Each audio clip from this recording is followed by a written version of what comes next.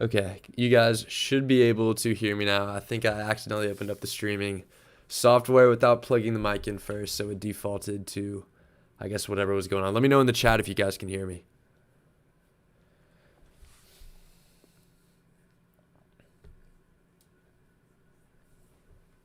All right. So now we will get back into it, and I guess I'll try to repeat everything I said off the bat, even though we're only a couple minutes in. Some quick technical difficulties over there. But all right, so capping off the week, we had a really solid week again last week, 1.93%. Looking at year to date, we had one pretty big pullback when the market initially took a little bit of a dip a few weeks ago, but we're right back on track where we want to be with a pretty solid lead over the S&P 500 index as we head into the back half of March, and we're up 29.01% on the year. Obviously, the biggest play that we had last week, which I was about to talk about before I realized that whereas some of you so politely let me know that my mic was not working. UWMC went up about 56% on the week for us, which was really nice. A lot of those shares we made profit on. We made profit on all the puts that we sold and the calls that we sold at a 10 strike expired worthless. So all in all, we made about $6,000 on that play, which is really nice when you have a big play like that that helps power you through a week where overall the S&P 500, which we will refer to as the market since that's how we benchmark our plays, when that was down 1.14%. VGAC, that one lost some money. PSTH, we bled out a little bit there. LOTZ, I mean, pretty much all of our the remaining plays that we had bled out a little bit of money, and that's just kind of what you expect when there's a little bit of a downturn in the market. We did make some nice profit, though, off the GameStop call spreads that we've got going. And as those begin to approach, not necessarily max profit, but a higher percentage of our max profit in the coming weeks, we may look into closing some of these out to open up a little bit of buying power. But all in all, really solid week. Made $1,200 from our core HT wheel strategy and then $898 from the spreads as we outlined right there. So that takes us into March 21st, which is today, the beginning of the week. We're still sitting on these UWMC shares. We closed out the 9-strike puts that we had up here. We closed them out for 12 cents to free up a little more buying power. Steve, how's it going? Always appreciate the shout outs in the chat. Appreciate you guys joining us live here tonight. UWMC position, we've got shares and we've got 10-strike puts. That's a pretty sizable position. Now, we will talk briefly about the fact that we were holding off on these UWMC 10-strike calls that we were going to sell on Monday, with the idea that UWMC was going to be added to the Russell 1000 and 3000 indices on Monday. However, some news came out late Friday night, that they were actually removed from the preliminary, or I guess the final list. They were on the preliminary list and removed from the final list to be added to those indices. So our bull thesis might have a little bit of a bump in the road. So what we were hoping to do, we could pull this up right here, is we were hoping to sell some, 11 strike calls. This 50 cents a premium would have been great. We could even drop it down to 10 for 75 cents. But our idea was that if it were added to the Russell index, the stock would jump Monday morning. So we theoretically would have been able to get a little more premium on these calls that we sold. However, that's not going to be the case. So we do anticipate we might pull back a little bit, but we're hoping we could just safely sell the 10 strike calls, get about 70, 80 cents of premium Monday morning, and just keep it rolling as previously scheduled. If we go back to our overall trade here, our break-even price is $8.31, and that's before even adding anything else to this trade. This does need to be updated a little bit because we were able to close these out and roll these. So all things considered, it does suck that it didn't get added to the Russell 1000 and 3000 indices, but at the same time, we're going to be able to drop our break-even price below $8 a share. And looking at the chart on UWMC, that's a great place to be long-term. We could even back it up further to the 180-day here. Our break-even price on this trade come Monday morning, once we open up a few more legs on this trade by selling the calls and potentially jumping in on more cash-secured puts, our break-even price is going to be in this range, despite the fact that we started playing it up in this range. So that's a really solid reduction of our cost basis or break-even price going forward. So while it does suck, tough break that they didn't get added to the Russell 1000 and 3000 indices, we're just going to keep sticking to the main strategy that's got us to where we are today, keep driving that break-even price down, and eventually, hopefully we'll get these things called away from us at 10 in the near future, but if not, we'll just take it month by month. The next play that we've got sitting is VGAC. That one, quite frankly, that one kind of sucks. We definitely missed on that one trying to scalp a few bucks when it was in the 14 area, but it's dropped down near 10. We're just going to continue to sell calls month after month. This is one where diversity in your portfolio helps because we could just let this one sit And eventually our break-even price should catch up with the stock price, but we could just put this in the back of our mind, let it ride month by month as we focus on some of our other plays like PSTH right here, which is one we did really like the setup on. We love the fact that it's got weekly options, and there's some really nice premium week after week. Despite it closing at 25.60 on Friday, we were still able to get 58 cents of premium for the 28 strike calls. And then we were also able to, actually this is a little bit of an error right here. This is 19th. It should be the 26th really quickly in case any of you caught that one. But point being, we got really nice premium for something $3 out of the money. And we're anticipating that this premium is going to remain there in the near future so we can continue to sell calls and keep knocking down our cost basis. And that cost basis is now down to $26.39, which is not bad at all when we started playing it on February 16th at $31.49. And, you know, it is a bummer to have some of these longer term, but we've kind of had a really rough stretch of luck. If you look here, I mean, we've got a really solid win rate overall in these plays, but the last, let's see here, the last 18 plays that we've made, only one of them has had the underlying stock go up in the time that we've held it. So that is just a brutal, brutal stretch of luck, and something that, you know, it's not always going to be like that in the near future. We hope that some of these stocks that we pick will at least have a little bit of an upward swing so we could make some easier profits as opposed to holding on to some of these plays for a little bit longer than we normally would like. But, you know, that's just the way it goes. Sometimes we can't always expect things to go up all the time. So in the meantime, we'll just keep deploying the strategies we do, lower our cost basis, and hopefully at some point profit on each individual trade. The idea is to win each individual trade. We got some questions in the chat. We're talking a little bit about UWMC. Thoughts on if the Russell inclusion will be fixed later in the week. Wondering if we should keep half uncovered.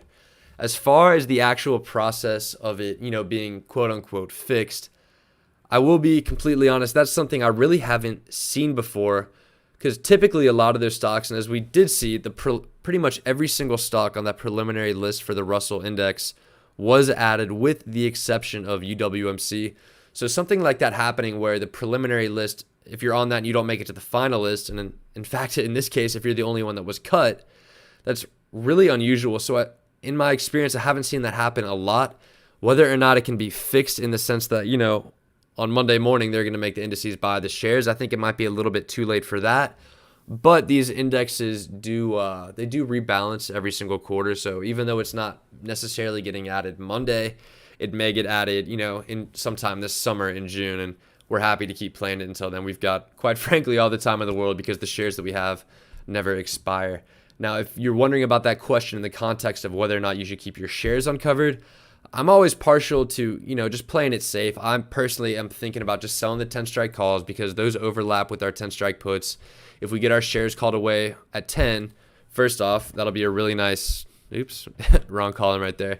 That'll be a really nice $2,300 gain per shares and another $3,800 gain. So basically come April 16th when these expire, you know, we're going to pull about 6,000, then you'll add whatever call premium we get to make it probably roughly about $7,000 of profit in the next month on that play. So that's something where we can, you know, what we say, play it safe with 10 strike calls, but even if we do kind of get a little too conservative and it runs up past 10, we're perfectly happy getting those shares called away at 10 because it results in that $7,000 monthly profit. Let's see. You said you've read of delisting on mistakes made before. Yeah, if you got any info about, you know, historically if indices have made mistakes about, you know, lack of inclusion. And shout out to X33Stir for giving us a follow. We always appreciate that one. And I think my, let's see. Yeah, I didn't have the speakers going. I barely heard the noise. All right, back on track. Yeah, J March, like you mentioned in the Twitch chat, if you've got any, you know, additional info about, you know, mistakes for the indices, if they were wrongfully excluded and things like that historically with other stocks have been fixed, feel free to give us a little more context on that. But like I mentioned, it is pretty rare. So in my experience with things like this, I haven't seen anything that has been in a similar situation. So this is a little bit uncharted territory for us, but you know, we're perfectly happy because let's have a little bit of a discussion about what we potentially could expect on Monday. Because the Russell, I think 1,000 and 3,000 index news wasn't really announced until roughly end of February, beginning of March, when it was trading at around, you know, $8 a share. And that was after a pretty big overall sell-off. So, I mean, from 14 down to 8, it was already starting to bottom out according to the RSI that we got here, the relative strength index on the 180-day chart. So, we do believe, 8 is probably a decent long-term base. And this is before the news came out. So, if you wanted to consider that news as something that was bullish, that pushed it up further, then maybe the potential short-term downside is down to this $8 level. But we also did build up a decent base in that 820 to 830 level, which I know if a lot of you guys were watching this one pretty closely over the last couple of weeks, that was definitely a little bit of a battle in that range. But when it, initially dropped off the short squeeze to hit that level, bounce back up, and then test it again for a few days before ultimately getting back up in the $9 per share range. But, talking about short-term potential downside on this one, I do think, I wouldn't expect it to drop below 8 just because of this news. It's not like they came out and said, hey, we're not adding this stock no matter what. And I don't think there was a huge amount of buying volume on the retail or institutional side of things in response to this announcement. So while I do think we will have a little bit of a downtick on Monday, I don't think it's anything too severe. Like we mentioned, it potentially was a mistake due to some miscommunication between Russell and the company itself. And it's one of those things where even if it doesn't get added this quarter, 3 months from now, they could choose to add it again. These option chains are monthly. We'll just continue to take it month by month and knock our break-even price lower and lower. So that's really one, despite the fact that we did have some tough luck with that announcement Friday night, we're not really worried about that one in the long term. So that's, the brief discussion on that one. And if you do want to enter, we could start off our trade ideas for the month talking about this, I guess. The best thing we could do to evaluate the return that you're getting on these is, again, look at this ROR, the return on risk column here in Thinkorswim. The 9-strike puts offer a 15.02% return in a month. That's really solid. You could get super, super conservative and go with the 7.5-strike puts. A 6% return in a month, again, is really respectable. And just to put that into, context, a 6% return in a month. Let's check out our website really quickly. Hop over to Tools. Go to the Annualization Calculator, which is going to be right here. And if we just call it 1 month, we'll say, hey, February 28th, back out to March 4th. That's roughly a month. Well, that's probably a little bit more than a month. A 6.01% return is a 46% annualized return. And again, if you start with the $10,000, that is something that adds up really nicely. So no need to stick your nose up over a 6% monthly return, because this is one that is super safe and at the same time, would stick you with the 7.5 strike minus 40-cent premium, would give you a $7.10 cost basis on this, which would stick you all the way down here, which is just above the lowest it's ever even traded. It only had one small downtick below that to $6.99 at one point, and then it quickly spiked back up. So anything with the basis, in the 8 or below range is going to be really solid value, which is also why we think the 9-strike puts are solid value as well, because you can get $1.20 a premium, which would give you an adjusted cost basis of $7.80, which is a great place to be in the long term on a stock that is as solid as this one. So let me pop back into, we're kind of writing our weekly trade idea newsletter as we do this. So let me pop back in there and write down that UWMC April 16th 9-strike puts are going to be a first trade recommendation for the week.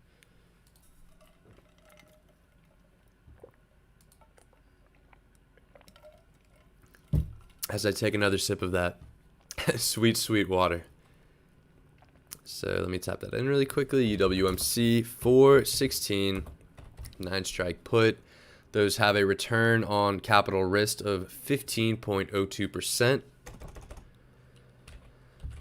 Probability of max profit. Again, that concept relates to the probability that it finishes out of the money, which Thinkorswim tells us there's a 66.54% chance that we hit max profit on this one. 66.54. And then the downside cushion here, let's pull up the calculator. We can calculate this one live. It's trading at 886. The 9-strike minus $1.20 a premium means it'll have to drop to 7.8, which from the 886 closing price Friday is a $1.06 drop, which divided by that closing price of 886 represents an 11.96% downside cushion over the next month. And I think that's really solid value with a really nice potential upside at that $9 level for max profit, which would give you 15.02% return in the next 4 weeks. So that is the first idea of the week, and we're going to move on to the next one. We could stick with PSTH. I think that's one that has a really nice setup and some really nice premiums on it. Now, I know a lot of these trade ideas can get repetitive, but a lot of these names that we play and research have really nice premiums, and that's the reason we play them week after week, and a lot of the time that situation doesn't change, so they become good plays to go back to over and over and over again. However, we do like to run the research that we do, like to do the analysis that we do every week, just to make sure that these plays are still valid. We did get a question in the chat from the YouTube side of things about a UWMC 7.5 strike bull spread. Not too bad of an idea, I don't think. And I'm assuming, are you referring to called debit spread or cash secured, or not, excuse me, not cash secured, put credit spread? Because if you want to look at the put credit spread, we can go vertical. There's really no premium on the 6 strike. So what you could accomplish here is being a lot more efficient with your capital. Get a 35-cent credit where you'd be risking $11.50, or, as opposed to just selling these where you essentially sacrifice 10 cents of premium to make yourself a lot more capital efficient. And the reason that would happen is because, if you sell a 7 strike put, 7.5 strike, you sell 10 of them, your max loss is $7,100. By turning that into a put spread, you are a lot more capital efficient because your max loss is only $11.50 now, and your return will be $350, which $350 off an $11.50 max loss is a 30.4% return. So, that's a really interesting, great question about whether or not that's the way you should play that, but it's an interesting thing to consider because, on this side of things, you get a 30.4% return, whereas with the cash secured puts, you only get a, 6.01% return. So you pretty much increase the upside on your return by 5x. You're getting a 30% return instead of a 6% return. But then again, the potential downside is the fact that, if UWMC tanks, you don't have the opportunity to take assignment and save it with the wheel. However, if you were, potentially going to play the wheel anyways and wanted some short-term protection, you could enter these. And if the vertical spread, that is the put credit spread, and if it moved against you in the short term, you could potentially dump these 6 strike puts for a small profit. But that's one, I think, a great suggestion from Vicente in the YouTube chat, where if you did want to be capital efficient, you don't want to risk, $750 per cash secured put that you sell, you could switch these over to vertical. You could go 6, 7.5 spread, and then you would still be able, if we knock this down to 1, your max loss is 115 on every one instead of 750. And like you mentioned in the chat, a 7.5 or 9 spread, you shift that around a little bit. It's really a 50-50 spread, which is interesting. And your break-even price is 825. That one is a little bit riskier. Obviously, the risk comes with better reward with it paying out 50-50. But I think we do a good job talking about what the risks are. That one, the break even is 825, where on the 6/7.5, your break even is going to be $7.15. So, a 30% return in a month is really, really, really solid. The 7.15 break even price is an incredible break even price to potentially be in on. So I think I'd be partial to those if I went with the spread. But at the same time, if you want to, potentially cut off a little bit bigger of a return, that 7.59 strike put credit spread is not a bad way to do that as well. Just be wary of the fact that you've got a little bit higher of a break-even price, and important to just be patient and let that one play out up until expiry, so all the extrinsic value on both legs of that credit spread can run their course and expire and dry up fully. So with that said, that was our first trade recommendation, those UWMC 9-strike puts. But we were about to get into, before we circled back to that one, was PSTH, which was trading at 25.60 as of the end of the day last Friday. This is one on a week-to-week basis. These are offering some really solid returns. A 2.99% weekly return is really good. Again, we could illustrate that by throwing essentially a period of a week in. 2.99% is 35. That's not right. I'm in the wrong month.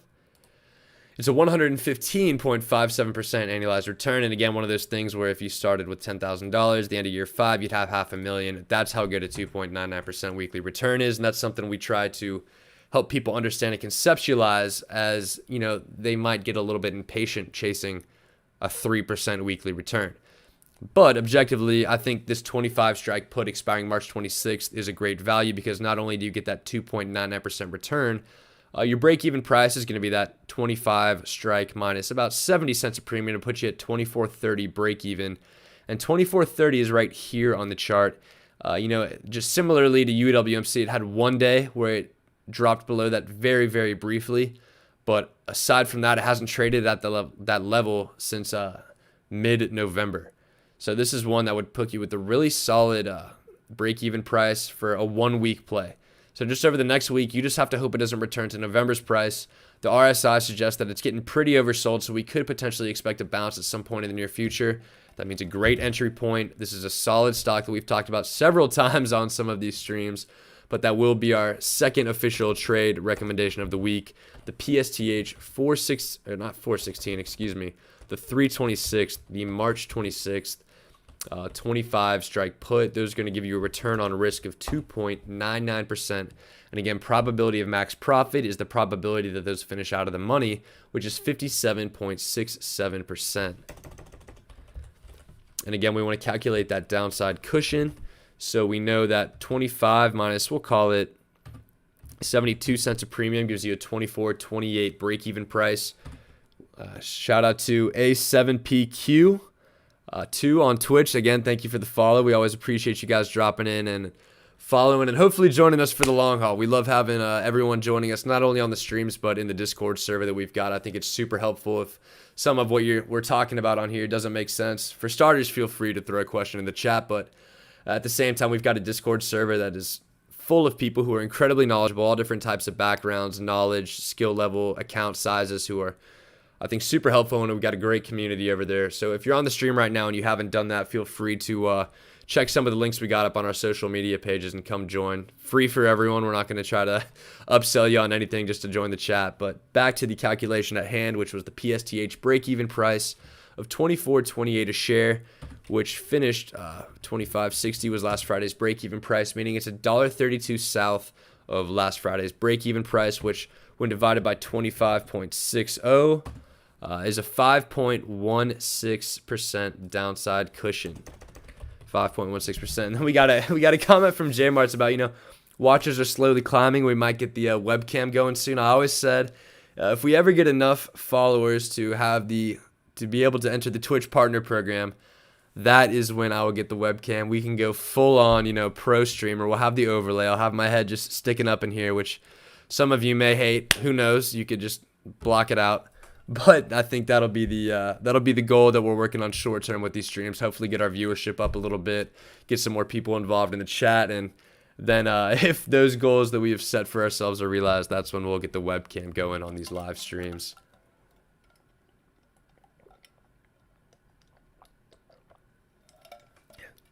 Although I guess it seems like we've got some split opinions on the webcam. But we'll play that one by ear. Right now, what we got is what we got, so we'll keep pushing on. So, typically when we start off these trade ideas for the week, to be fully transparent, a lot of it is plays that I'm in that I think offer good entry.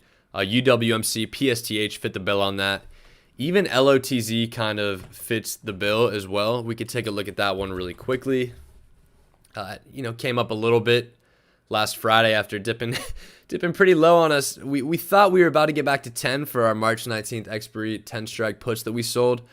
We got faked out pretty hard on that one and dropped back down to the $8 level. But with that drop down, while in the short term might hurt our profit and loss a little bit, in the long term it means that we might have a little bit better of an entry in case this is one you want to look at or potentially add to your position with. As we mentioned before, the 6% return on the UWMC 7.5 strike puts was a really solid monthly return. So we think a 7.91% return on the April 16th 7.5 strike puts on LOTZ are an even better return. So with that said, not too much to say about this one that we haven't already. They reported earnings. I think they missed slightly on the EPS number, but nothing too out of the ordinary, so they should be able to, at least in the near term, month to month, which is what we're concerned about, something that we'll be able to keep playing and hopefully just harvest premium, take advantage of this recent volatility.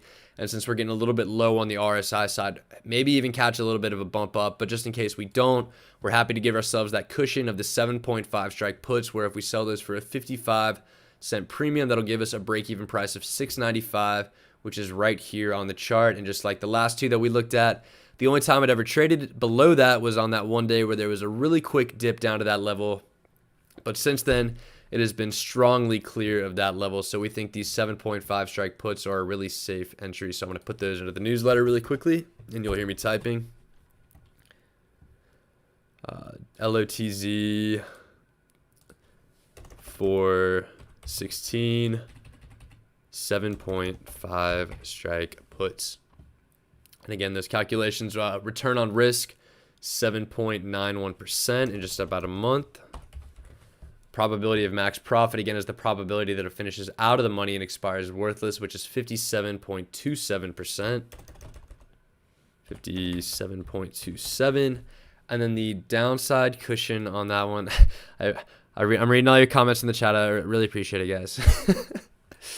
But 7.5 premium minus 0.55 gives you a 6.95 basis, like we mentioned, which below the 8, good lord, learn how to type, the 818 closing price on Friday is a $1.23 cushion, which again, divided by that 818 closing price on Friday is a 15.04% cushion. And we're going to throw that in as well, 15.04. So you got yourself a play that'll give you pretty much an 8% return on risk, has a greater than 50% chance of hitting that return, and all the while over the next month, this thing could drop 15.04% before you lose a single cent on the trade. That's a really solid value proposition. And that pretty much takes us to the end of the list of plays that we're in currently that we think offer a good entry. So typically what we would do after that is take a look at our scan, take a look at our watch list, see what sticks out to us. But I did notice that we got a couple, at least one suggestion in the chat, a couple suggestions in the chat. There we go. We've got GNOG and we've got SOL, which YouTube commenter mentioned looking like a pretty good entry right now. But let's get started with A7PQ2 gave us the recommendation of the Twitch chat for GNOG. So we're going to take a look at that one right now. That's Golden Nugget Online Gaming. Like we mentioned, we always love to talk about macro trends in industries that we're investing in. And that's one where I really think the gambling industry as a whole, while in the short term may be a little bit overbought, I think long term it's going to be a good place to have your money, because I think it's inevitable that it gets legalized throughout the United States, which is a really enormous holistically betting market. I mean, it's not going to get less legal to gamble. I think we're only going to see progress with more states legalizing gambling, legislation and things of that nature. But for a little bit further information, I think probably just a general casino one, but an online gaming and digital sports entertainment company. The company offers live dealer, live casino floor to the United States online gaming market. And again, that online gaming market is currently only open to states where gambling is legal. So just because, you aren't legally allowed to have a casino in your state doesn't necessarily mean you're now allowed to gamble. That still is only restricted to those states which have legalized gambling. And just out of curiosity, how many states have legalized gambling?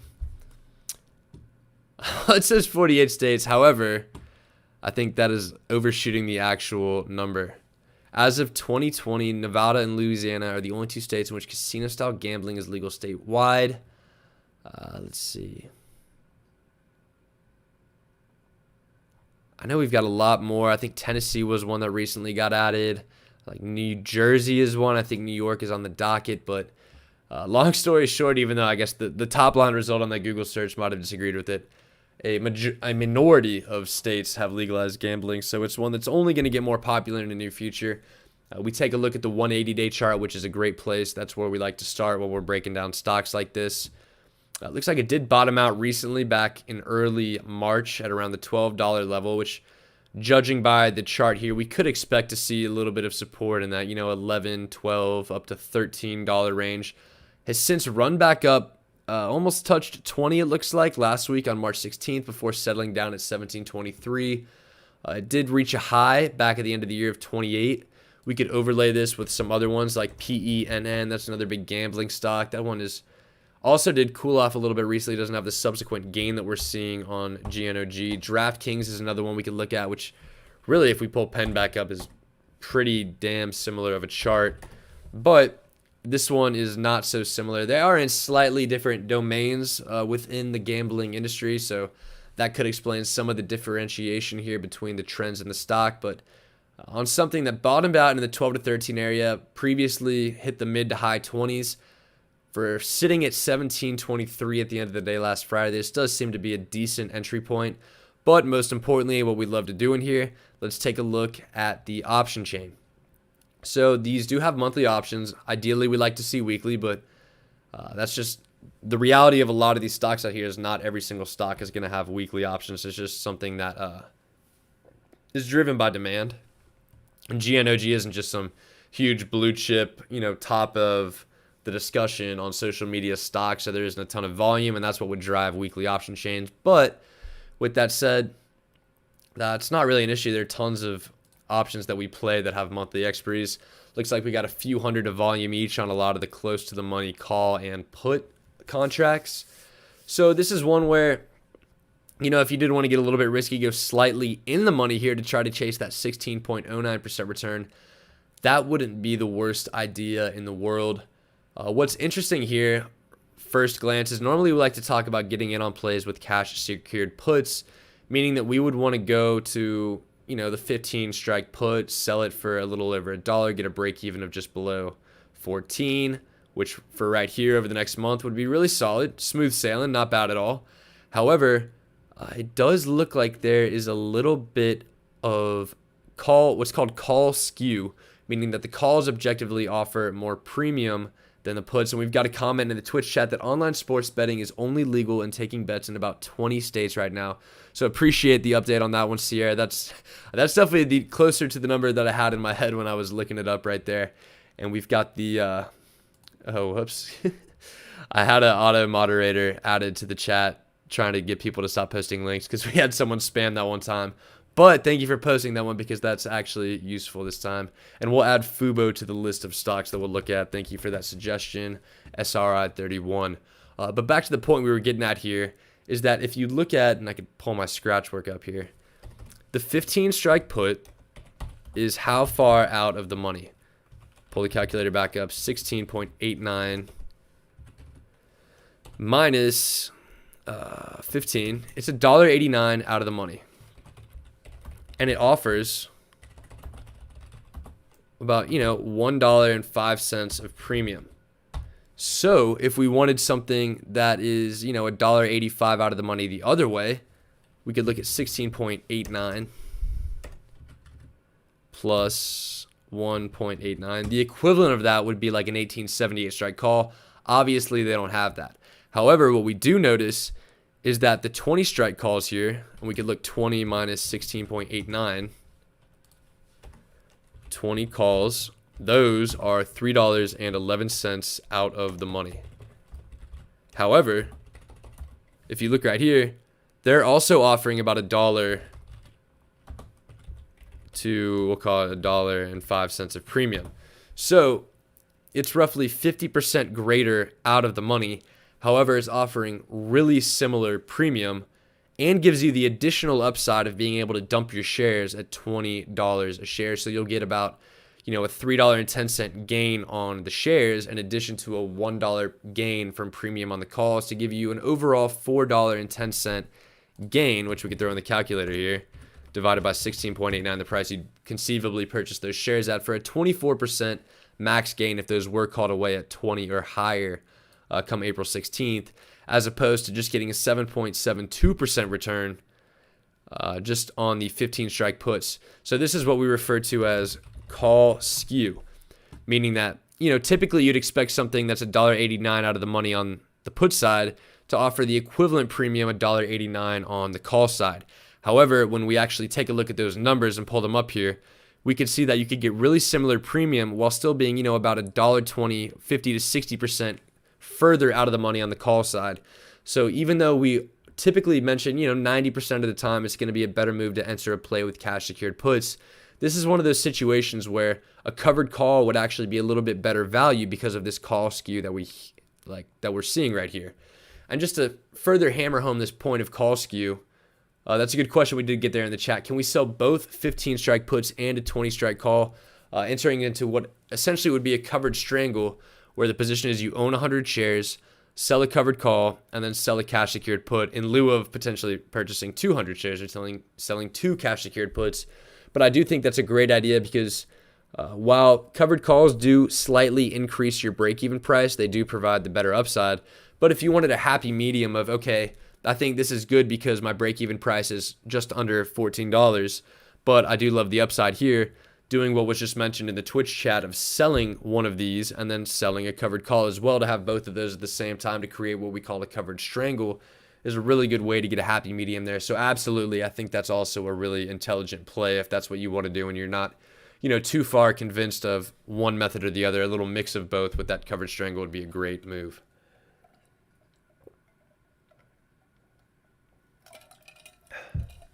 All right. And that'll be the end of the GNOG analysis, just hammering home the point of, not a terrible entry point on this one. We saw that call skew when we took a look. That's one of those examples of things where, while you might be dead set on selling cash secured puts, it's really important to look into the numbers, and I get distracted by the Twitch chat sometimes. It's important to look at the numbers and see what's actually happening here when you analyze the premium. And this is one case where actually it's better to sell calls than cash secured puts. So that'll take us to the next ticker that we have on the list, which is SOL that we're going to look at. Renesola, it's one of the solar powered companies that we talked a little bit about over the last couple of weeks. One that we personally had a position in that I think we started right around here. It dropped right off the bat on us, really dropped on us, and then miraculously had about a 70% recovery off that in just a span of a few days. So this one has really taken us for a ride. We sold actually 12.5 strike puts that expired last Friday, so we were able to hit max profit on those. And the great part about this stock is the premium is so high that we were able to sell these at roughly this level, get about $1.50 of cushion for max profit on the play, and still comfortably finish above that $12.50 level come Friday afternoon.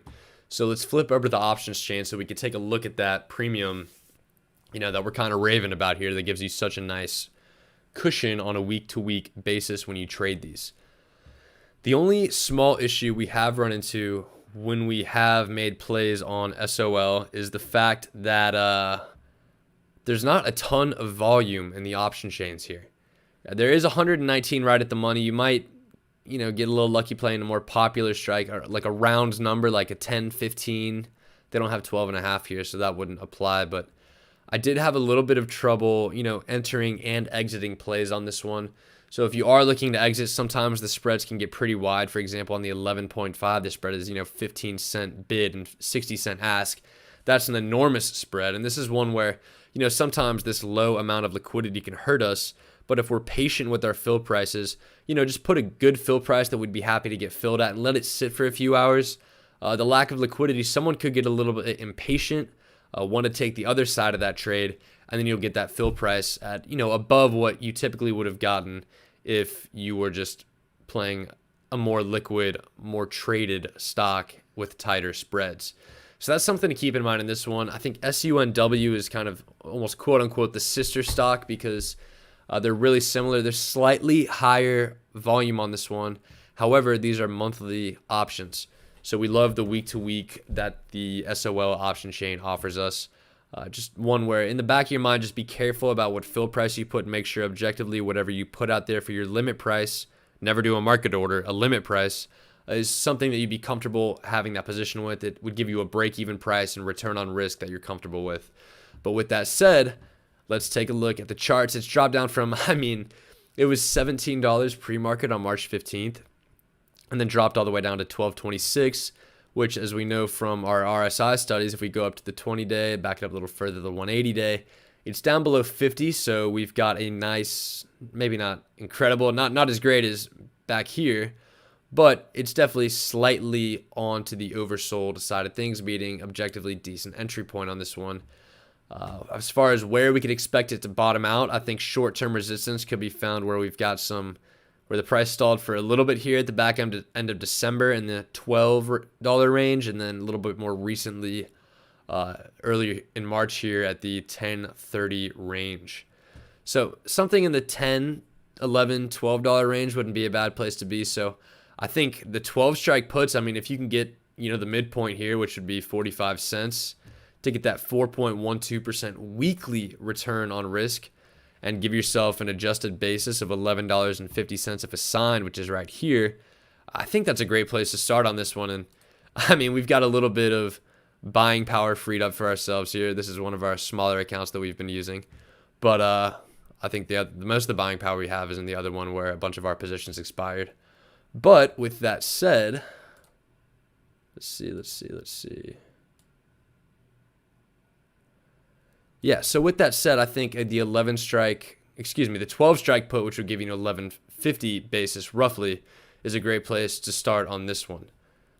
So, I mean, that's, the extent of our analysis. We've talked about the industry a good bit. We've talked a little bit about where we think it'll bottom out, and we love the fact that there's weekly options. Again, just got to be careful. You put a decent limit price in as you're trying to get filled on that order. So, good trade. I definitely would recommend SOL, especially if you're trying to get a hand in, some green energy stocks. I think this is a great place to start with and offers great premium so that even if you are assigned, you'll get a really solid discount on the stock, which would offer a great starting point to run our HT wheel strategy. Okay, so next question we had was about FUBO, F-U-B-O, and I think we had CLSK is another one we're going to add to the list to analyze. And I'm going to go right back to the water really quickly here.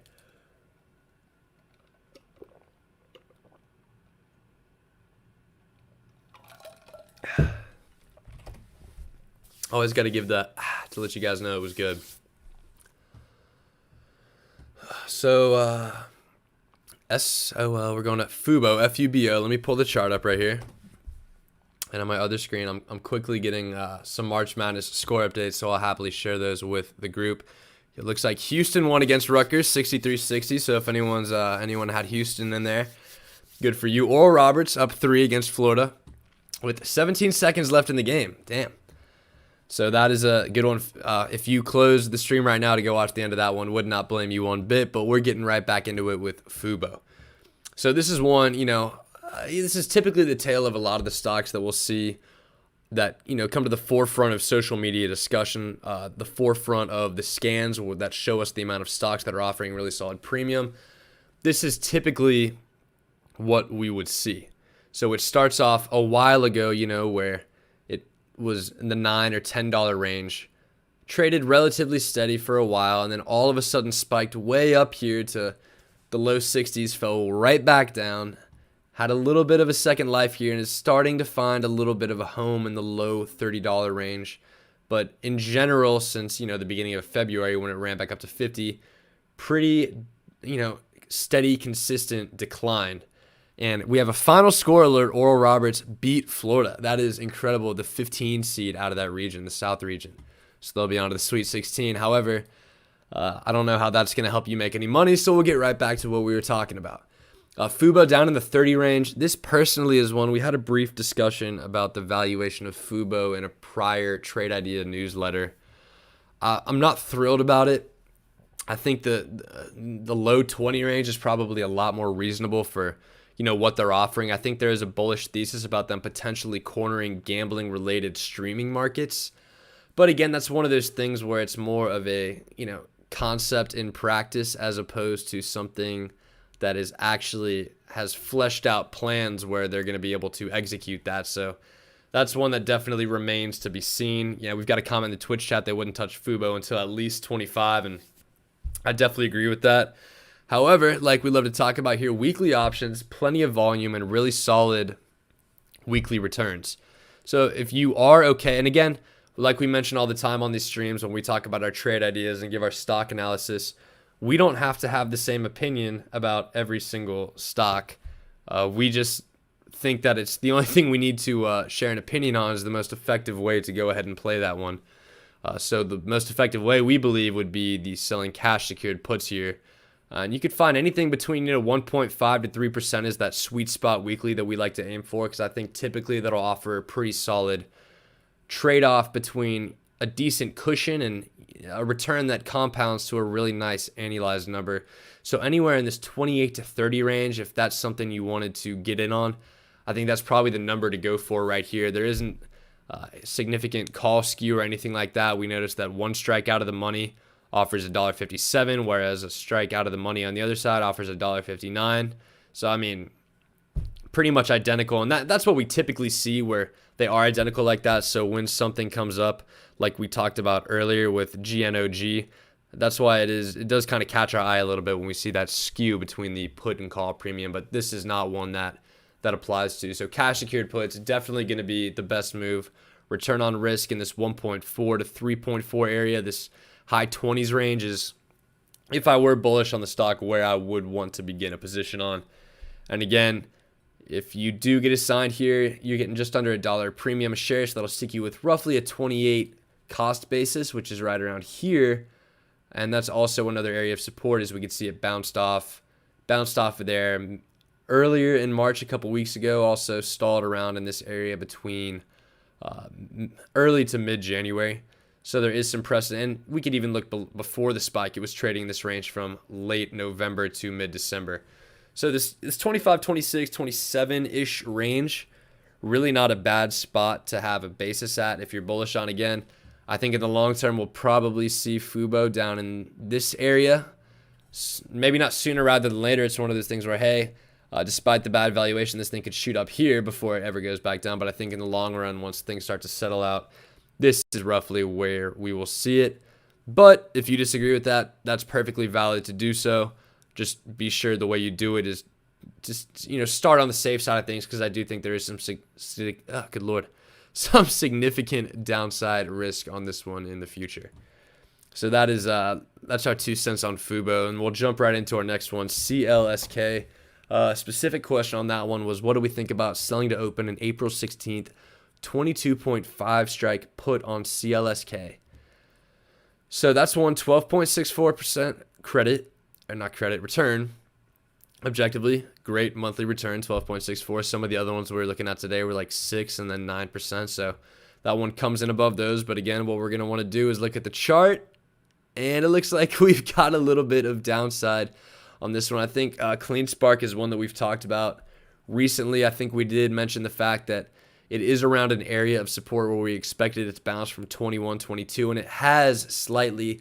However, what just scares the absolute hell out of me on this one is the fact that 180 days ago, this thing was $2.30 a share, spiked up to 43 cents a share, announced earnings, and nothing too crazy happened with earnings on this one, rebounded and then fell back down after that event. But as we mentioned time after time, the biggest risk with our strategy is the fact that the stock drops quicker than we can collect premium. So if we're selling puts at 20, we get assigned at like a 18 cost basis, but it drops down to 10 by April. I mean, we're not going to be able to go $8 out of the money and still get decent premium. So the drop of the stock in that case would have outpaced the amount of premium that we could have collected. So that is where we would run into a little bit of an issue.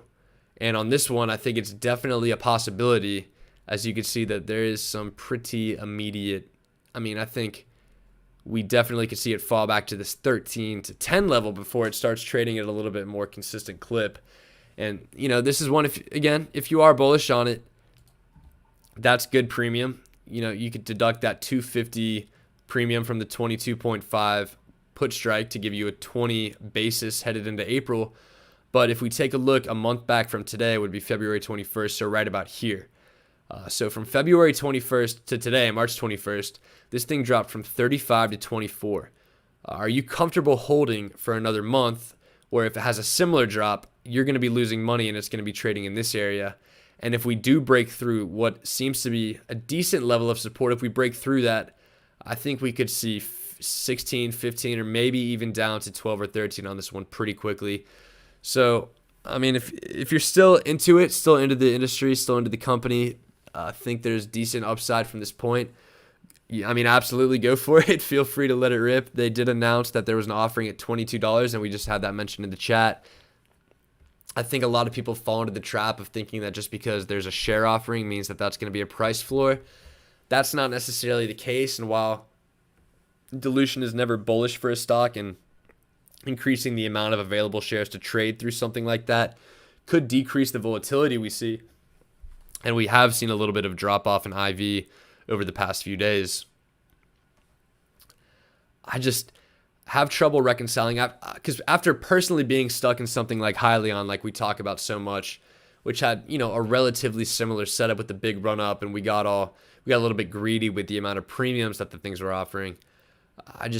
This tends to remind me of that kind of a setup, and that's something we personally try to avoid. So if it were me, this is not one that I think I'd be getting in on. But again, as long as you're aware that that downside, that quick downside is a potential risk, and maybe you hold off on investing all the money you're comfortable putting onto this one, maybe starting with 50% of the money that you're comfortable with allocating to this trade and then scaling in if it drops, I think that might be a pretty good way to approach it as well. But this just personally isn't for me. However, as long as you understand the risk, especially, you know, Sierra, I think you've done a pretty good job so far with some of the analysis. I think you've got a good idea of what we're doing in here. So if you are comfortable with that risk, comfortable with the company, and do like that trade-off, know where your break-even price is going to be around 20, and think that's an okay place to hold for the next month, absolutely let it rip. And that I think that takes us pretty much to the end of the suggestions that we had so far in the chat. I think we've got 3 trade suggestions so far in our newsletter. We're hitting about an hour, and one thing I want to do before we wrap up is add one more. We like to have some, you know, quote unquote low risk, high reward plays. I think ours from last week was when we talked about Drive Shack DS, and that one ran all the way up damn near 4. A couple more suggestions. We've got a Google GOOG bear call spread, and then a CCIV, just CCIV in general, I guess, from HTBBTH in the Twitch chat. Again, thanks for tuning in. I know we had you in here last week. Google actually a bull put spread. No worries, no worries. We will bull put spread.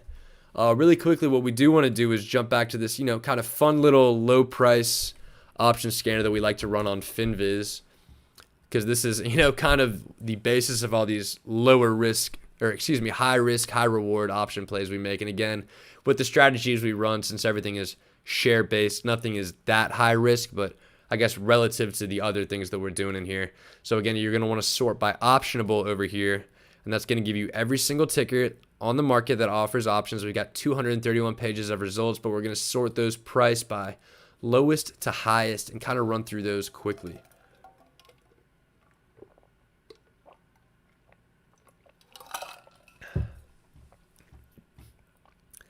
All right. So we've got a few ones in here. UXIN is one that I think is pretty good. It finished at $1.14. However, I think off the top of my head, I think these puts are only offering about 10 cents a pop. Yeah, unfortunately, you can only get 10 cents. Now, what would be interesting here, if you want to talk about high reward, is while you can get 10 cents, maybe if you get a good fill on the puts, if you're able to buy shares and sell 2-strike calls for 10 cents, taking pretty much a 10% haircut off the share price here is really, really solid value with upside up to $2. So if you purchase these at $1.14, sold the calls for 10 cents a pop, you'd have a $1.04 basis. And if those were called away for $2 a share, that's almost a 100% return in a month. And this thing does have the potential to run. It has in the past. It's traded at $2 before last summer. Really decent bottom here in the 88-cent range. So even if, you know, we can think of this as a 2-part play where if you sold these for 10 cents a pop, got it down to $1.04 and it dropped further, you could just turn around the next month and sell $1 strike calls, which would probably give you something in the neighborhood of 20 cents to get you right back into this long range of the high 80-cent basis. So I think this is a really interesting setup with the calls. And again, it all just comes down to whether or not you'll be able to get filled on the 2-strike calls. And that is, you know, with only 204 of those options traded, we can take a look at the option time and sales really quickly. It's going to be for April, and the strike is going to be 2. We'll take a look and see what those were trading for. Looks like they all pretty much went for 5 cents. So I don't think you're going to be able to get that 10 cents. Now, well, you might say, oh, it's the difference between 5 and 10 cents. It's pretty significant because it's a 5 to 10% difference in the reduction of your cost basis when you got something trading this low. So this is one, I mean, we might try to give it a shot, do a buy right, meaning that we buy shares and try to write calls at the same time for what would be a $1.04 debit. But yeah, I wouldn't buy shares and then try to sell calls. I would try to do it all in one order, see if you can get lucky and get something that would put you with about a $1.04, $1.05 basis and let that one sit for a month. See what happens. I think that would be a pretty interesting longer term, higher risk, higher reward play though. And again, we talked about this in the sense of it being potentially a two-step play where you'd have your basis down around here just in a few weeks from now. So whether or not it actually is high risk, kind of remains to be seen. So that's one from that little scanner we like to look at that I think has some decent opportunity. We could pull up some more random ones here. We've got a bunch of basic material kind of industrial mining companies. AUMN, we got a USA miner. We could take a look at that one really quickly. And nothing in the business of options here. They've got everything trading 2.5 strike. That's way far away from the current price of 76 cents. We've got, let's see, SEAC, C change. Well, let's take a look at that one. Again, 2.5 strike put. It makes it tough to do that when 2.5 is the lowest strike. We do like to see the one strike like what we saw with UXIN. I know TRX has them, but I think a lot of the premium on that side of things might have dried up. And yeah, although I'll tell you what, this is one also, if you're able to get a fill on 10 cents right here, getting your basis down to 57 cents a share in the long term is a very, very good place to be. So that's another one with a really interesting value proposition if you're able to get a 10-cent credit on these, because that would take you down to a 57-cent basis. And again, if those were called away at 1, that's again almost a 100% gain on the shares if they were called away at that point. So that's another one where I think it might be a good idea Monday morning. UXIN, TRX, throw out a buy right order, meaning buy shares, write calls at the same time in one order, and just see if you could get something to fill for a decent basis, which with UXIN, it would be $1.05 roughly on that basis. And TRX, anything with a basis below 60 cents here for the next month, I think is an interesting place to be as well. And as we've seen from the price action over the last 180 days, definitely has a tendency to pop and, runs up every now and then. Back in the end of December, ran from 57 cents up to 73. We saw back in the end of January, it spiked all the way up to $2 for about a day. And even after it fell back off that, it went from 70 cents up past $1. So definitely decent upside, and one of those things where if you just want to sell one strike calls week after week, I mean, hell, if you wanted to get really safe and go to July, I'm sure you could sell some of these for 20 cents, give yourself a 47-cent basis, and that would give you a potential 100% upside, and that 47-cent basis would be right around here, a price that it has not traded at in the last 180 days. So I think, repeating myself a little bit here, but important to emphasize what we just talked about. Putting a couple orders out this tomorrow morning for UXIN, TRX at a covered call position that would give you a favorable basis could be a pretty interesting play. And then we could, maybe NAK might be one to look at. That was another one of those names when they were all running up a couple months ago that a lot of people like to look at. And we've got 0.5 strikes, so definitely a lot of flexibility on that side of things. Really interesting volume right here. Ton of call volume as compared to the put volume. Someone traded, not someone, but cumulatively 100 and, good Lord, 100. It's going to be that time of the night for me. 1,800 calls at a one strike were traded last Friday. And again, similar price action to TRX. The only thing that's a little bit different with this one is that it was trading more recently, meaning last December, at a price of about 30 cents a share as opposed to TRX, which has a much more solid base compared to NAK. But maybe that's why you can get a little bit better premiums on those. And, that's probably, if you can get that, that'll get your basis down to what? 72 minus 7 is 65 cents. I got to be honest, for that one, I just don't think 65 cents is good enough basis to hold for a month on something with price action like this. Whereas with TRX, if you're able to get that 10 cents and get it down to 57 cents, that's a much better basis because that's below all these levels of longer term support on the chart. So NAK we would leave alone. But, the general idea here is just looking through some of these where there might be a lot of volatility, and you could take advantage of that because if volatility gets high and you're able to sell a one strike call or something for 20 cents, that's an enormous value, and you're taking a huge chunk out of the stock price on that. But, outside of that, TRX, UXIN, potentially decent options right there. But other than that, we'd probably leave that one alone for now. DNN we called out in the newsletter last week. What did we, let me take a look. We said DNN one strike puts for 319. So there you go. Those hit max profit, but they got 1.5 strike puts here. That could be interesting. especially with the fact that 4,700 2.5 strike calls traded last Friday. That's also very interesting, but you could get 15 cents of premium on this one, which would knock you down to about, 95-cent basis, which is right around here-ish. But again, this one was trading back in November at 30 cents, so way too much potential near-term downside for my taste on that one. So we'll probably leave that one alone as well. We've got 3 more stocks we are going to cover, and then we're going to call it a night. It's getting a little bit late over here on Sunday night. We'll try to hopefully kick things off a little bit earlier next week for this stream, but unfortunately we were pretty busy during the day. But Google Bull put spread is going to be the first thing we look at here. So GOOG, and the strikes that were mentioned on those were 2,000 and 1950. So that would mean that your max profit is at 2,000. We could draw the price level right here at 2,000.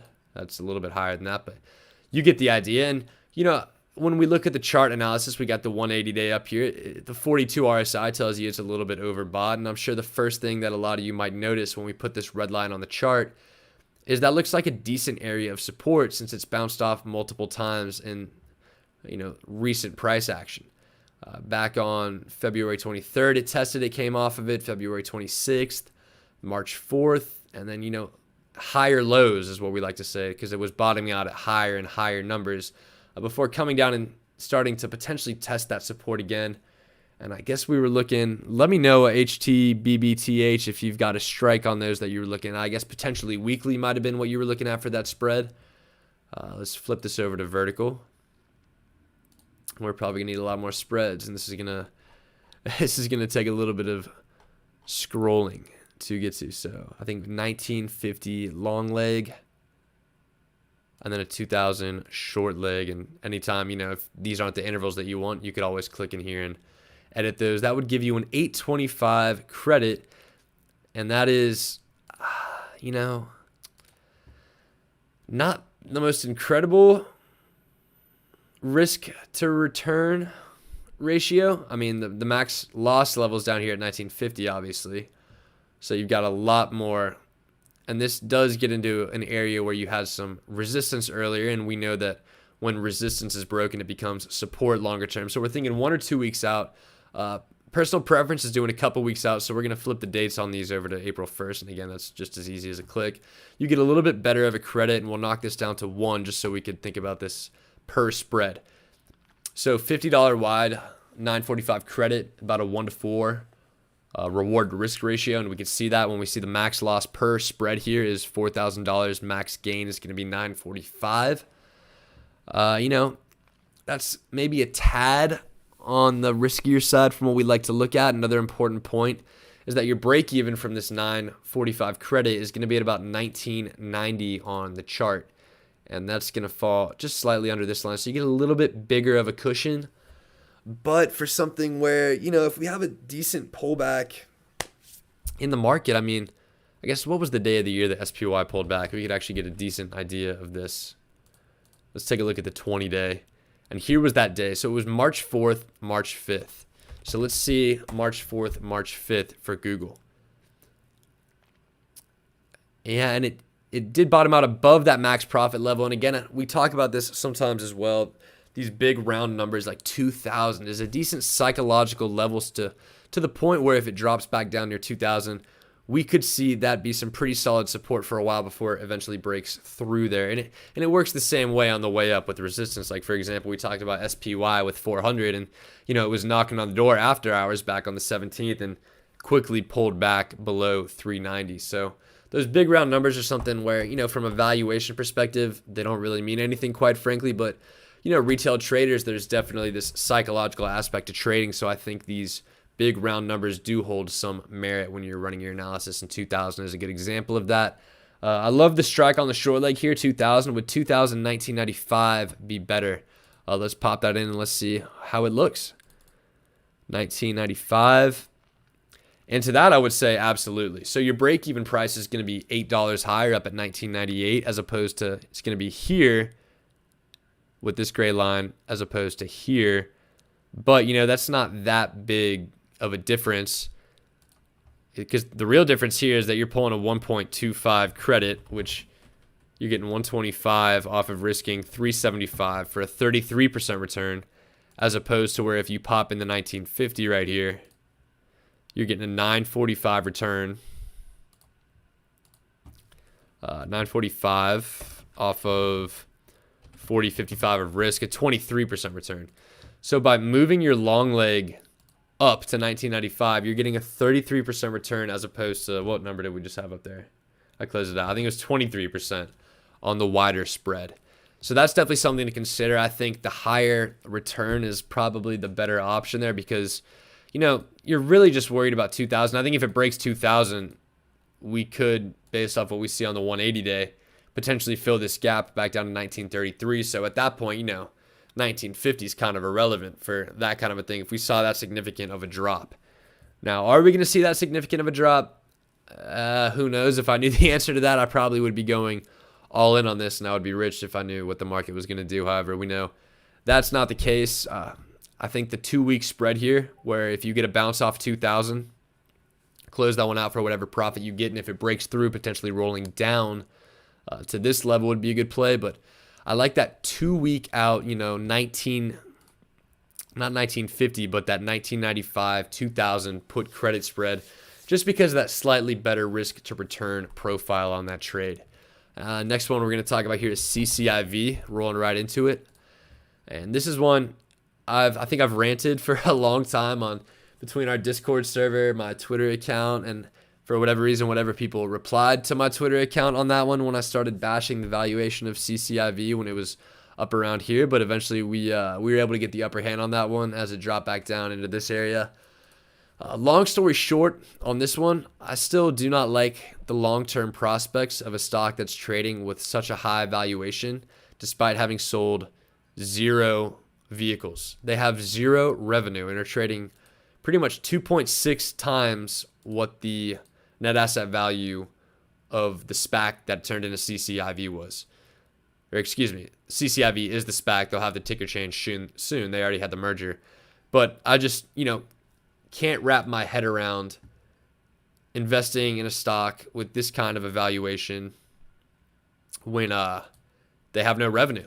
And this is one of the things, it's kind of a microcosm of what's happening in the overall market, because we're seeing a lot of these companies that are either pre-revenue or have very little revenue get these enormous speculative valuations and have the stock price completely shoot up.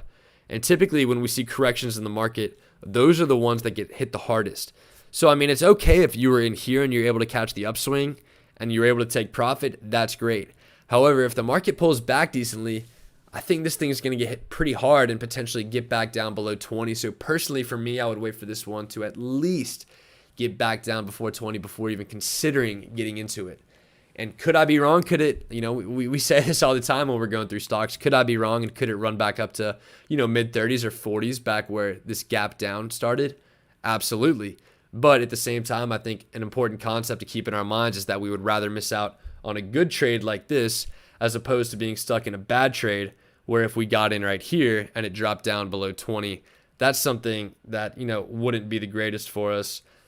That's why I think exercising patience on this one is probably a good idea. But like we mentioned, you know, we could take a look at the options chain. Absolutely. This thing's got weekly options and these numbers are enormous. So if you really wanted to, you know, sell something a little bit further out and you said, okay, I think an entry under $20 is good, I guess you could sell a 20 strike put for April 16th, 2021. But at the same time, a 3.36% return on that isn't the greatest number in the world for something that I think probably has a little more downside than what that premium is reflecting. But again, if you disagree with me and you think, okay, I like where it is right now, I think it's bottoming out. And the fact that we bottomed out early March in this $22 to $23 range, I think that is what I think the, you know, short-term bottom is. Go ahead and play that thesis. I think a 25 strike put offering 3.43% a week is awesome if you think 23 is the bottom, because that would stick you with the 24.20 break-even price or basis, which is right around here. And then the week after that, you'd be able to sell calls for pretty decent premiums on that and drop that break-even price even further. So just in a week from now, if you didn't collect max profit on the 25 strike put, you would be able to drop that break-even price down to where you think that the short-term support is. So looking back to the chat real quick, 17.5 strike put, 20 put spread is what you were looking at. Interesting. So let me throw that on there. We can take a look at that. Entry at a decent dip. I think that's also a very important point here. But I mean, not the worst trade-off between, max loss and max profit, that 1-to-4 ratio. We like to look at, between 1-to-2, 1-to-3, 1-to-4. That 1-to-4 is kind of on the high end of that range, but definitely still within that range. Definitely more capital efficient than straight up selling a put. But at the same time, me personally, with what I see in CCIV and my thoughts on that going forward, I think that's a little bit closer and a little bit far out from where I would like to be on this one. So I think that's something I personally, again, would avoid, but you guys are free to do if you understand the risk there and know that, as long as this thing stays above 20, you're good to go, obviously. And like you mentioned in that comment on the Twitch chat, waiting for a good dip is also a really, really great practice with stuff like this, because as you can see, there are always some pretty dang good dips to take advantage of. So just staying patient, maybe setting a price alert, leaving it on a watch list or something, and coming back to it at a later date is a really good way to look at that one. And then PLTR is going to be the next one we look at. This one always gets brought up here a decent amount. And funny enough, these support and resistance lines that we've drawn on there have stayed pretty true going forward. And that's why we always like to keep our early analysis lines on charts, because while we initially performed this analysis of support and resistance back in December to analyze a potential trade, when it re-entered this range back in the end of February and early March, we're still seeing those hold true, and it really was bouncing off that lower level of support personally for us to get in on this one. And this is one that we do want to get in on because the premium on a week-to-week basis is so good. We were waiting for it to break below 24, this lower level of support here, and get down into this 19 or 18 level. And that's something, while, in the near term might be a little bit pessimistic about whether or not we actually would be able to achieve that, it's one of those things where rather miss out on a good trade than be stuck in a bad one. And we think entry on PLTR in this range would be a great trade and a great setup. So that's what we've been holding out for. But if you view this level of support similarly to us and you think, okay, 24 is probably the bottom here, then this is great entry. Objectively, RSI down at 41 down here indicates that it's a little bit oversold. So we could potentially expect a rebound of sorts in the near future to this mid-20, high-20 level. So let's take a look at the weekly options, which this one offers. And okay, these are spreads. This ROR was throwing me off for a minute. I was about to throw every single dollar I owned into these if they were given 20 or 58% a week. But flip into the single legs, still offering decent premium. I mean, that 24 strike, which is just out of the money and what we identified as an area of support, is offering a 3.05% weekly return, which again, really solid weekly return that would compound to a super nice number. So that's not too bad. If you wanted to get a little bit more conservative, you could go with the 23s for 1.5% a week. And again, 1.5% a week, that's a great number as well. So that's something you could have and just give yourself a little bit more peace of mind. 2270 would be your basis on that one, which is stick you right around here. And on a week-to-week basis, that's not too bad because on the other side, there's still decent premium on the calls, but premium definitely has dried up a little bit, and that is indicated by the implied volatility, which is why this is the other study that we like to chart on here when we take a look at the charts in Thinkorswim, because as implied volatility increases, so does the premium on the puts and calls that we like to sell. So this indicates that, this might be bottoming out in volatility, which for something like this historically has been so volatile. That is a little bit surprising, and it would take probably a spike or a drop in the near future to increase that volatility again.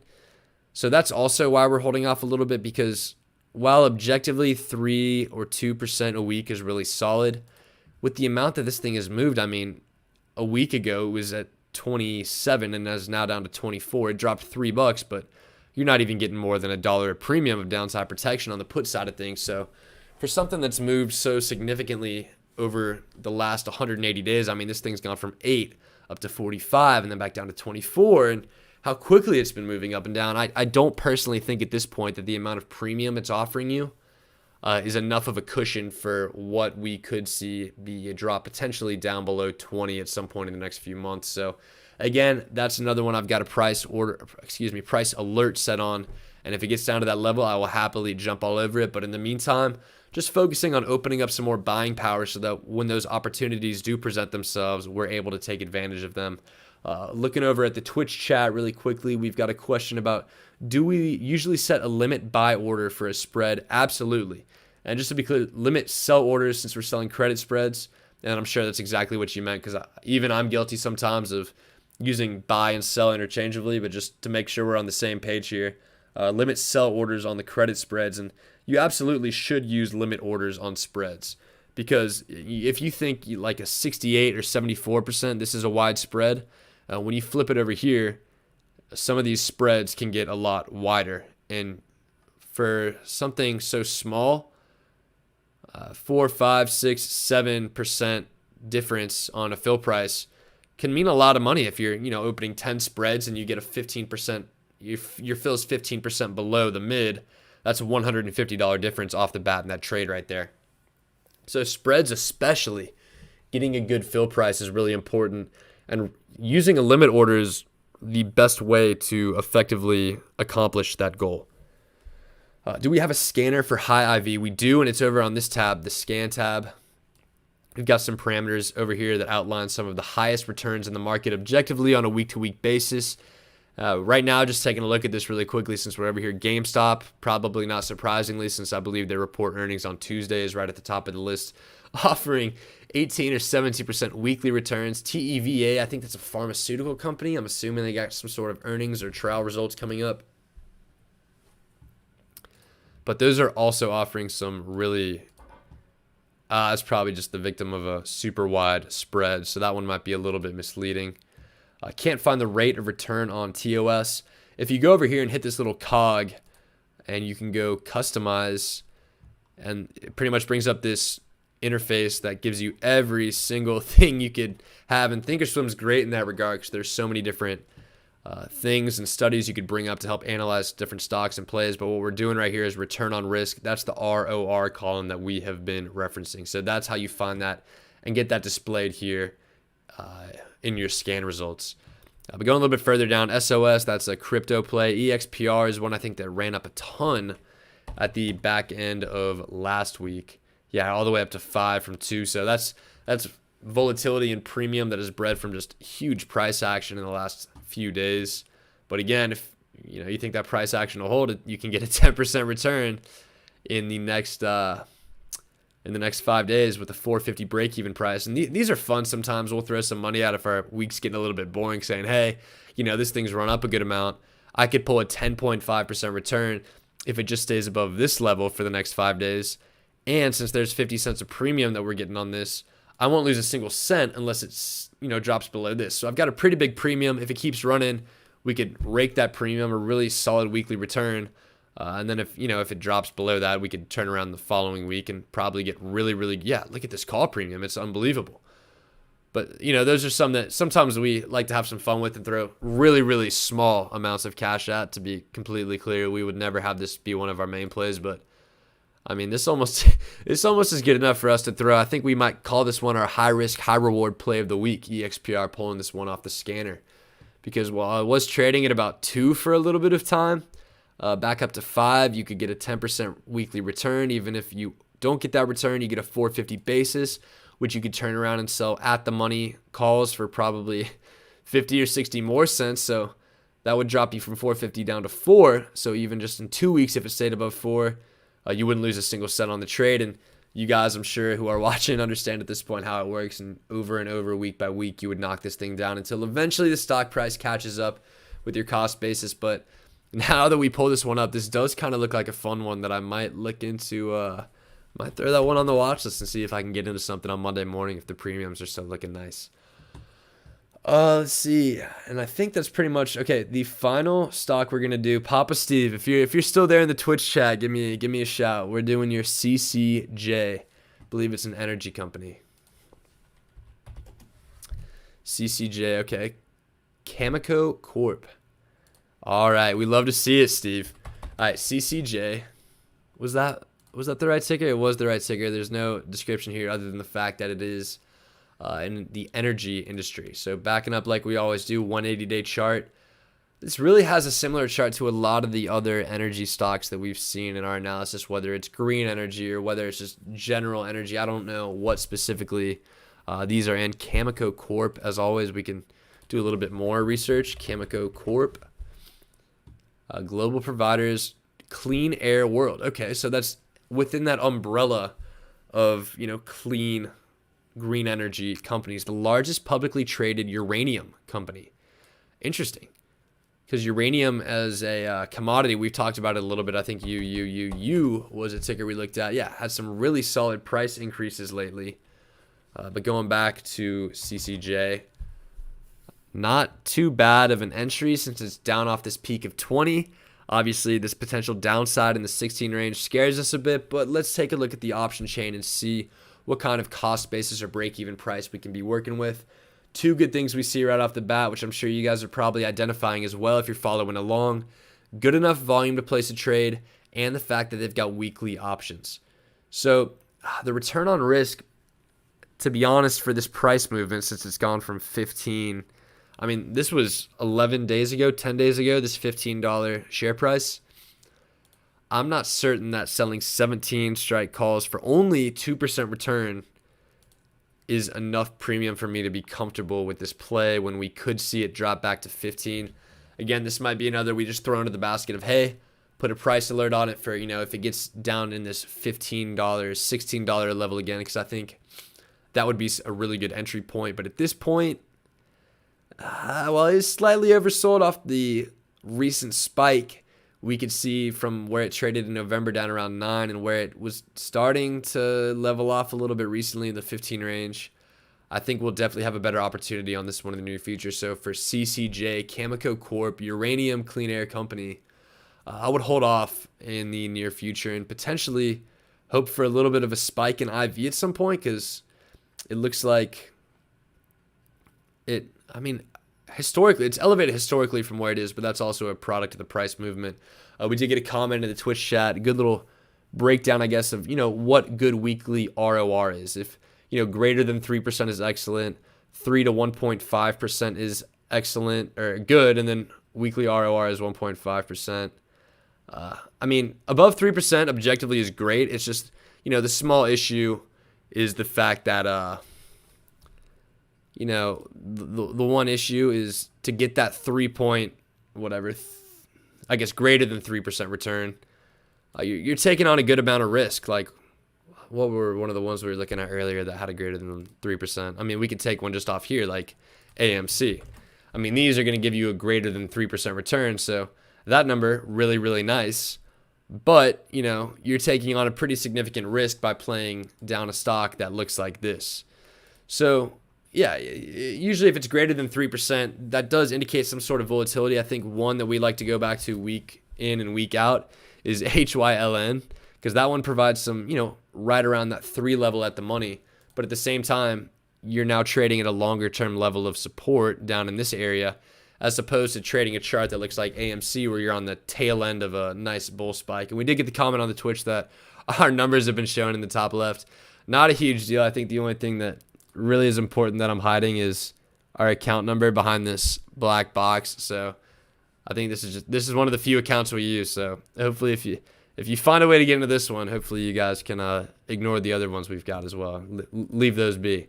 But this is I think the smallest of the couple accounts that we use, but this is the one where I mess around a bit with some plays and have all the scanners set up. So that's why we've got this one for the one that we are broadcasting out of. But appreciate the heads up.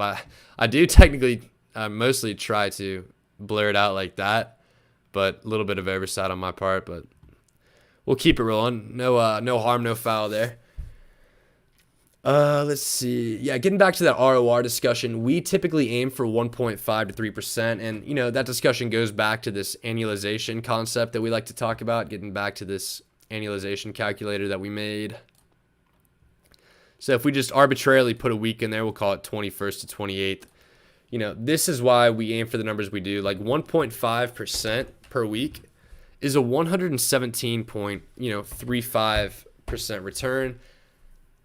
per year. So that's one thing where week after week, while 1.5% might not seem like a lot, because if we put that in the context of looking at a play like HYLN, you could sell a 12 strike 12 strike put for 1.3, and that 12 strike, when we look at it in the context of a 20-day chart, is down here. So I mean, that's relatively safe since that's decently far away from where it's been trading. But we know if we got 1.3% a week for an entire year, we're doubling our money that year. So that's, objectively a good one, but you know that you're not going to hit max profit 100% of the time. That's, the reality of trading. And then anything between 1.5 and 3, I think, is a really solid target when you factor in, like we just mentioned, where you're not going to hit max profit every time. But even, we've had some up weeks, we've had some down weeks going to our profit tracker. We've averaged 2.34% per week so far, and that's with this zero included, I think. Yeah, that's with the zero included. So I think if we took out the zero, yeah, we've averaged 2.55% per week so far in 2021.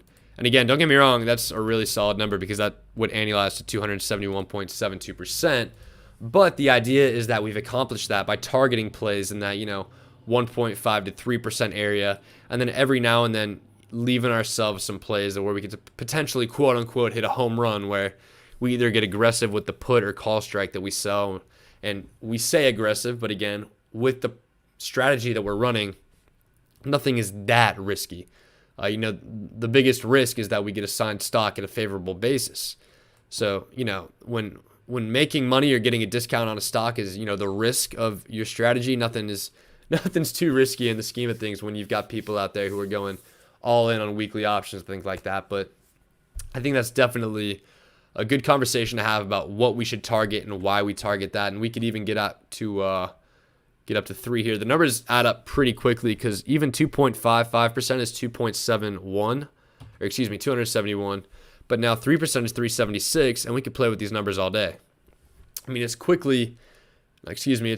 really fascinating how quickly the compounding numbers exponentially move upwards as you increase that return percentage that's annualized. So if 1% is 68, 2% is 180, 3 is 367, 4 is 672, and all of a sudden if you get 5% a week, you're getting 12x on your investment per year, which 100,000 million, you'd have 3.3 billion off a 10,000 balance in 5 years if you're pulling 5% a week. So no problem there. Super easy, right? So I expect all of you to be, let's see, 3% is what we said we're going to be targeting a week. I expect to see all of you with $22 million 5 years from now. So anything short of that, I'll be a little bit disappointed. But all jokes aside, that's just conceptualizing the idea of why we sell the strikes we do, why we aim for the return on risk weekly that we do, and how we pick those numbers out. And typically, you'll find yourself in an area where we like to look at probability out of the money, meaning probability that we hit max profit. These are all pretty high percentage plays. And if we put ourselves in these high percentage plays where we're hitting max profit 66, 78, or even 87% of the time, we're going to be stacking up some really nice gains. And as we just showed, those nice gains compound on each other and annualize to really, really solid amounts. And again, our goal here is just to beat the overall market. So, I mean, while it's fun to look at, we could pull 300, 400% a year doing stuff like this, looking at our year-to-date summary, we're just trying to beat SPY, the S&P 500 ETF. So that's our main goal, and these strategies, I think, help us accomplish that. And with that, I think we're at the end of our analysis for the night. I think we've got through pretty much everything that was thrown in the chat on the list.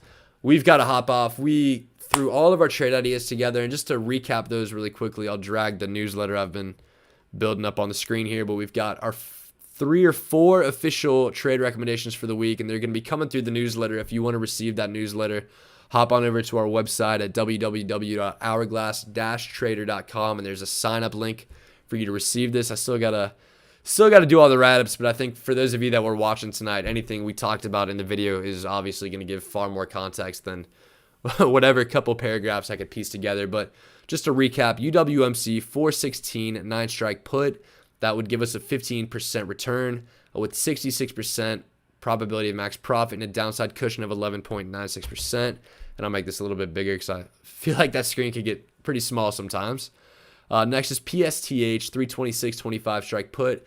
That one right in that wheelhouse of return on risk that we like to talk about, 2.99% which again gives us a high probability trade with probability of max profit of 57.67%. And again, that downside cushion of 5.16%. Then we've got LOTZ 416, 7.5 strike puts, return on risk 7.91% there. And again, you might be thinking, oh, these are a little bit higher than the range. Just again, these expire in April, so be careful about that.